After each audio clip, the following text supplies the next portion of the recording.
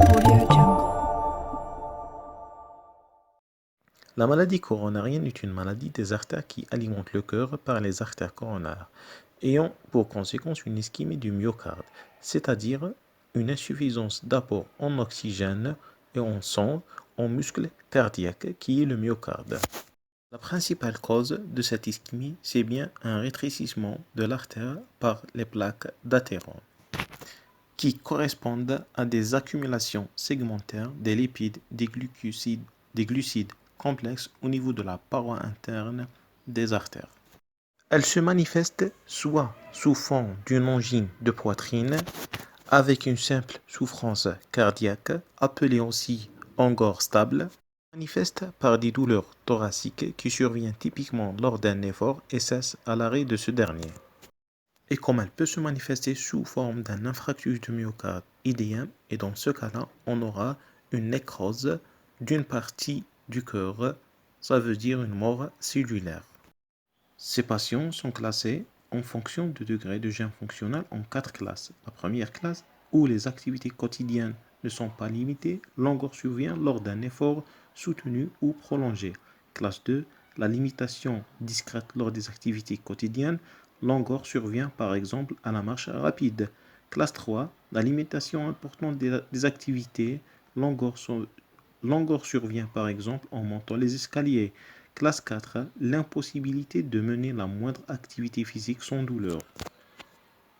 La prise en charge de cette maladie, elle doit être non médicamenteuse et médicamenteuse. Non médicamenteuse par l'exercice des activités physiques et la perte du poids, et médicamenteuse par la prescription de certains médicaments comme les bêta-bloquants, les inhibiteurs calciques, les statines et les agents antiplaquettaires pour éviter le risque de formation d'un caillot sanguin et par conséquent éviter le risque ischémique, ou par un traitement chirurgical, par un traitement de revascularisation, par une angioplastie coronaire, le pose d'un stent ou le pontage coronaire.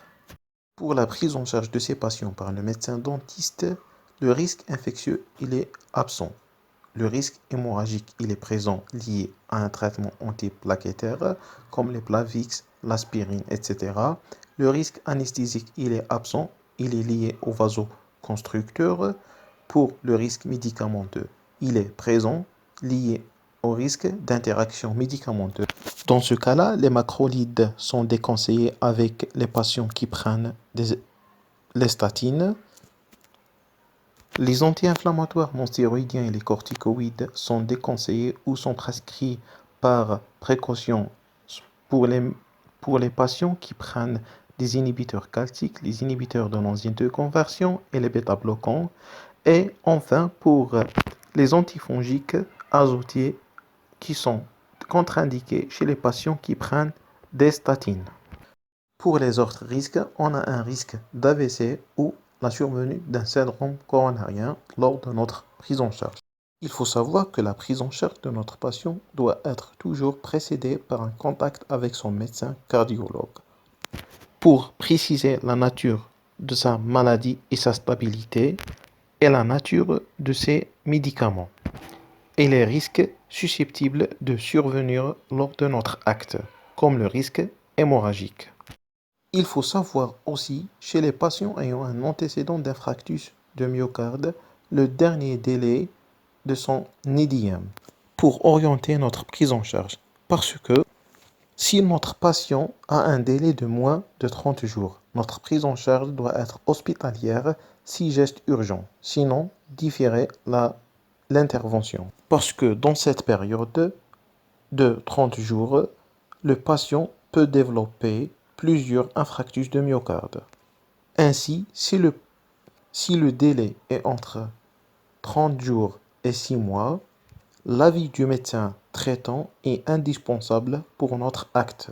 Et au-delà de 6 mois, tous les soins sont possibles en respectant les précautions générales et on peut même ne pas avoir l'avis du médecin traitant, mais de préférence, il faut l'avoir.